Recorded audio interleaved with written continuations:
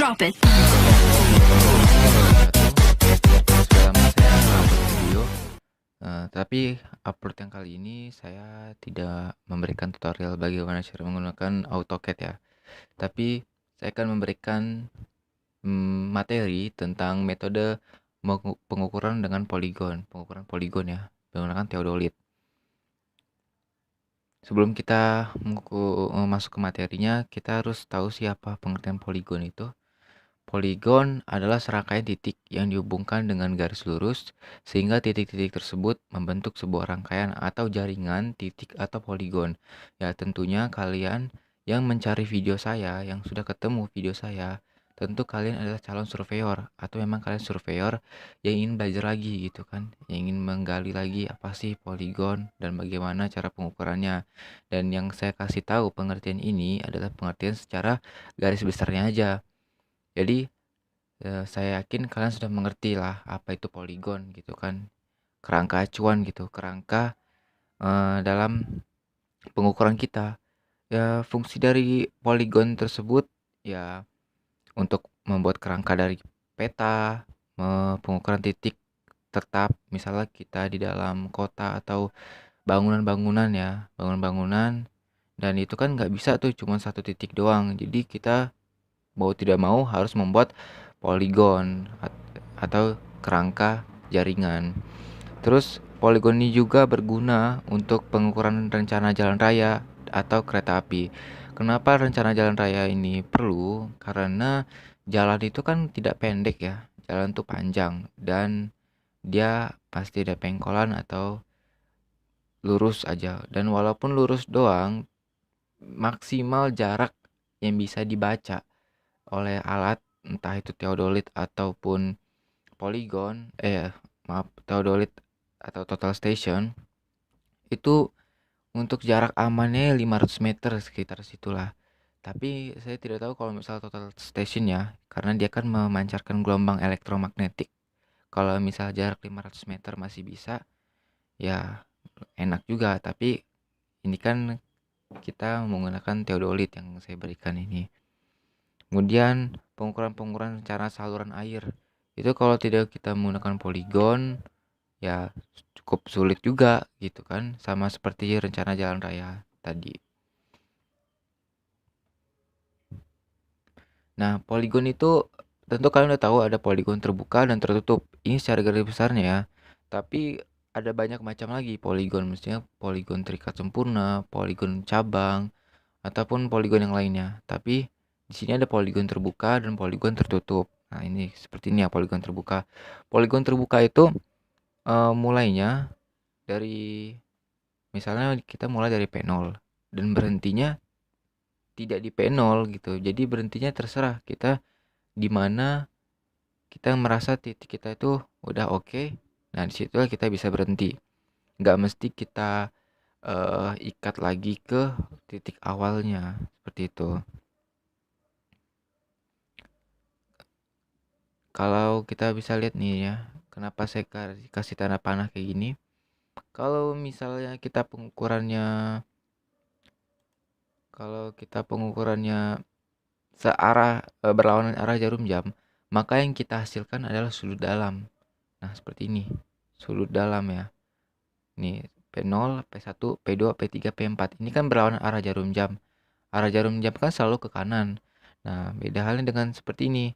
Ini ada juga yang searah jarum jam. Kalau kita pengukuran searah jarum jam, maka kita akan menghasilkan sudut luar seperti ini. P0, P1, P2, P3, P4. Kita lanjut ke poligon tertutupnya. Nah, seperti ini poligon tertutup. Kalau poligon tertutup itu titik sudut yang pertama adalah sama dengan yang terakhir. Jadi kita dalam pengukuran kita berdiri di alat P0, lalu kita bidik ke titik selanjutnya, dan jangan lupa bidik ke titik terakhir atau backside-nya.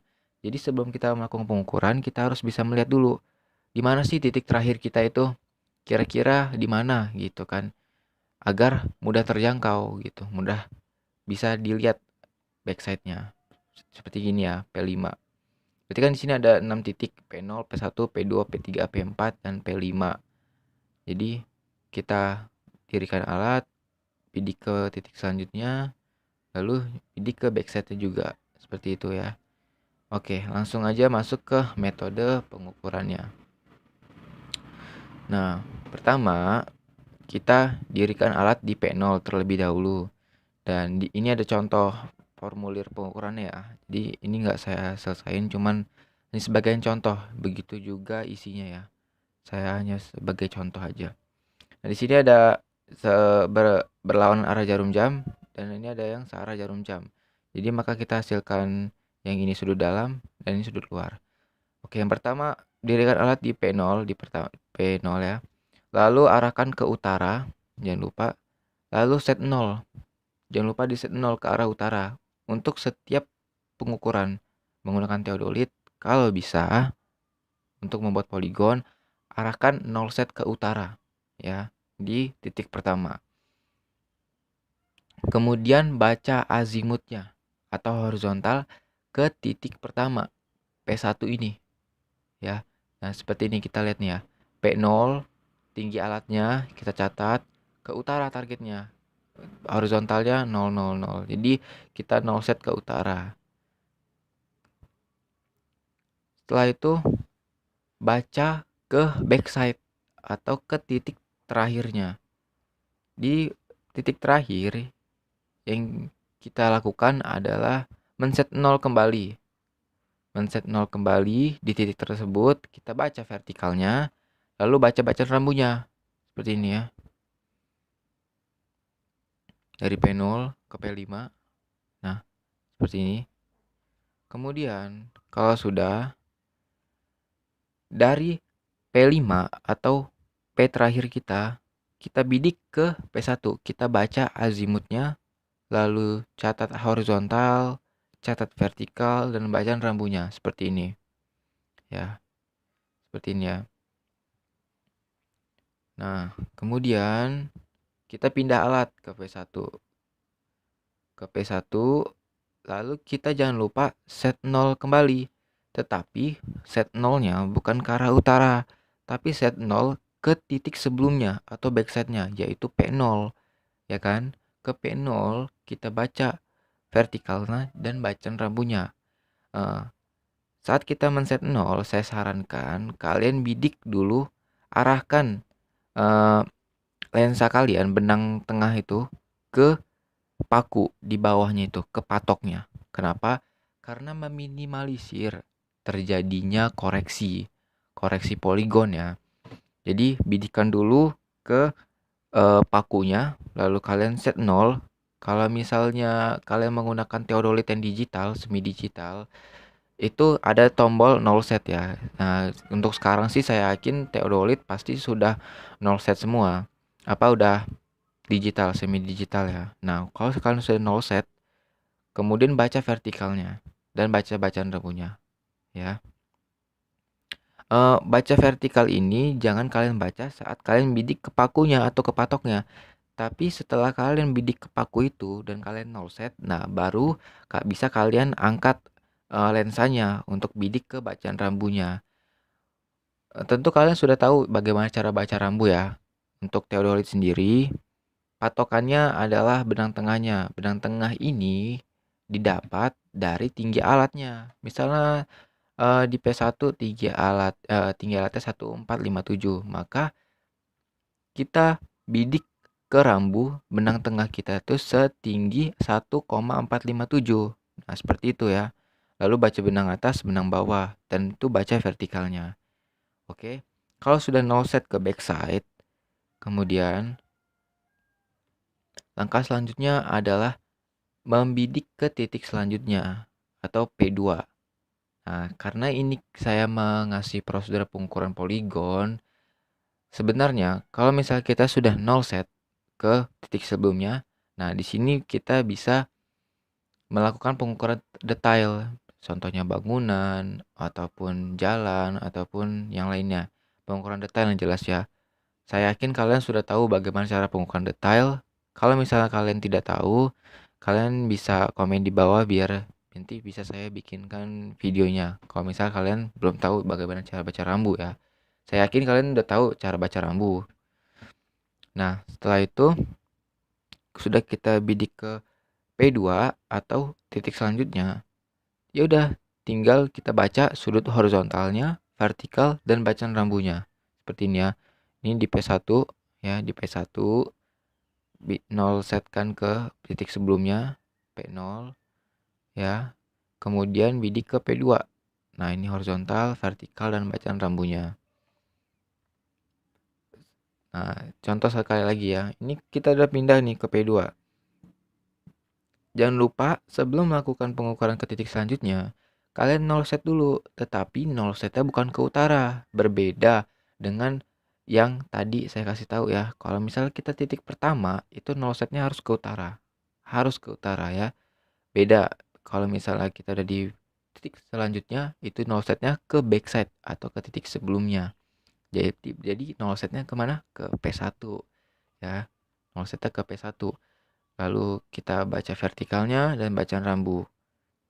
Kemudian baru setelah kita 0 set dan kita baca vertikal dan bacaan rambunya, kita bisa arahkan alat untuk melakukan pengukuran detail atau pengukuran titik selanjutnya. Kita baca horizontal, vertikal, dan bacaan rambunya. Seperti itu. Nah, kalau misal kita sudah melakukan pengukuran semuanya sampai titik terakhir, maka kurang lebih seperti ini ya perkiraannya, sketnya. Nah, kalau misalnya kita kayak saya bilang tadi, kalau misalnya kita pengukurannya searah jarum jam, maka yang kita hasilkan adalah sudut luar. Nah, sudut luar. Tapi kalau misalnya kita melakukan pengukuran berlawanan arah jarum jam, kayak gini P0, P1, P2, P3, P4, maka kita akan menghasilkan sudut dalam. Nah, untuk kali ini pengukuran poligon yang saya berikan adalah pengukuran poligon tertutup. Karena kalau poligon terbuka, itu mudah ya. Maksudnya ya kalian tidak perlu mengukur di awal, nggak perlu ngambil backside. Jadi kalian udah 0 set ke utara, langsung aja ke P1, P2, P3, P4 dan seterusnya tanpa harus balik lagi ke titik pertama yaitu P0. Jadi ya mudah kalau misalnya poligon terbuka ya. Nah, seperti ini. Nah, ini poligon tertutup ya, terikat dengan titik sebelumnya. Seperti itu. Nah, jika kita sudah melakukan pengukuran poligon, tentu kita pasti tidak luput dengan human error atau kesalahan dalam pengukuran.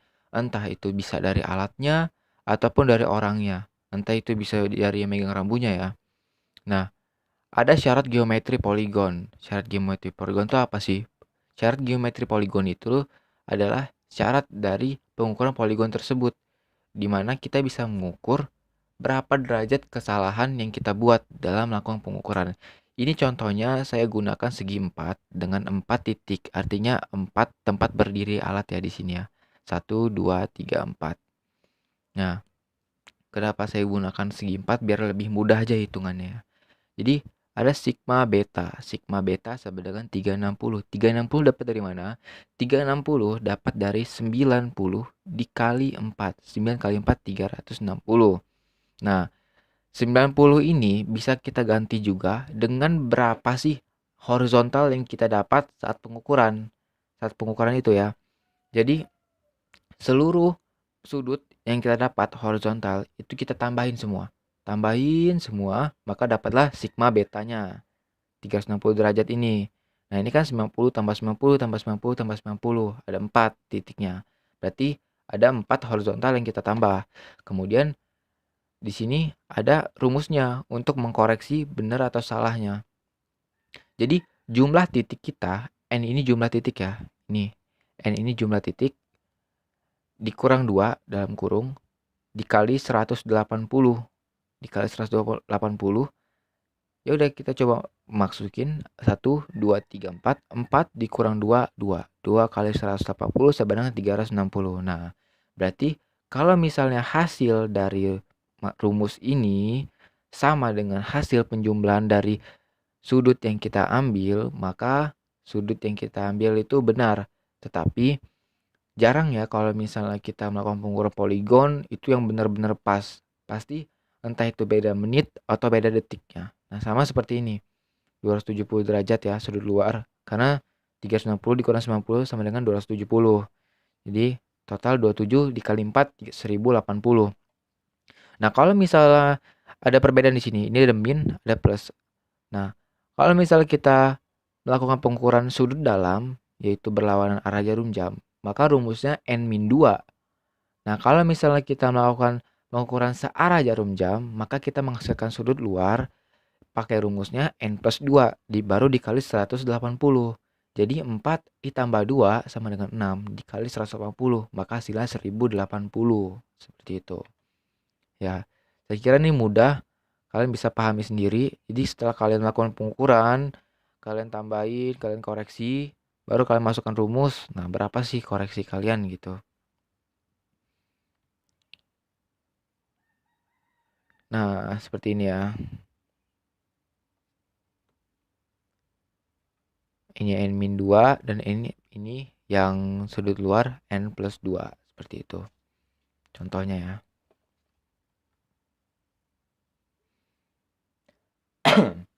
Selain syarat geometri poligon, ada lagi syarat geometri dari apsis X dan ordinat Y. Nah, syarat ini berguna karena melihat mengkoreksi lagi ya, mengkoreksi apakah poligon kita tuh benar-benar pas atau salah gitu kan.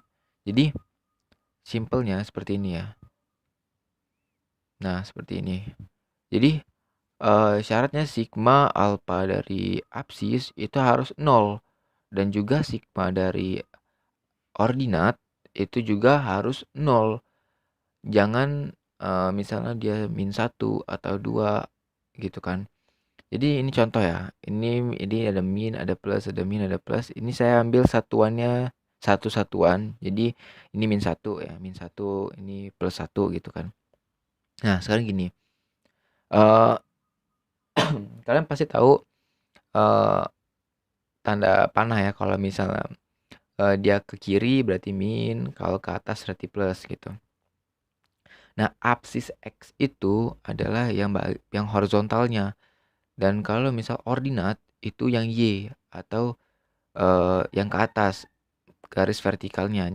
Pasti kalian pernah belajar tentang koordinat kartesius ya. Nah, seperti itulah. Nah, di sini ya. Di sini kita hitung dulu apsisnya. Apakah dia 0 ataupun -1 ataupun 1 ya.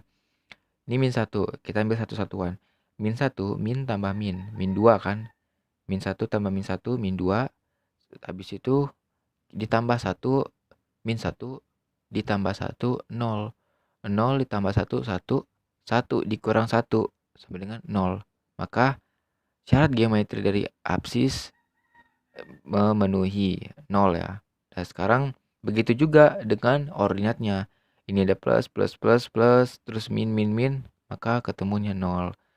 Kalau misalnya kalian tidak ketemu 0, berarti kalian harus mengkoreksi lagi poligon yang telah kalian ambil di lapangan. Kemungkinan besar ada kesalahan dari pengukuran poligon yang kalian buat. Kalau misalnya poligon yang kalian buat itu ada kesalahan, misalnya berapa derajat atau menit atau detik, kemungkinan besar titik detail yang kalian ambil juga tidak presisi dengan titik detail yang kalian ambil di titik sebelumnya. Seperti itu. Oke. Terima kasih. Mungkin cukup sampai sini saya memberikan materinya. Mungkin di lain waktu nanti saya kasih materi yang lain ya. Semoga materi yang saya berikan ini tentang metode pengukuran poligon membantu kalian semua yang masih kebingungan bagaimana cara melakukan pengukuran poligon tertutup. Kalau kalian masih bingung, bisa kalian komen di kolom komentar di bawah. Saya akan balas ya. Karena video-video saya sebelumnya juga seperti itu. Banyak yang nanya, saya akan jawab secepatnya. Oke. Semoga video ini membantu. Terima kasih. Jangan lupa like, subscribe, and share ya. Dan tunggu video saya selanjutnya. Terima kasih.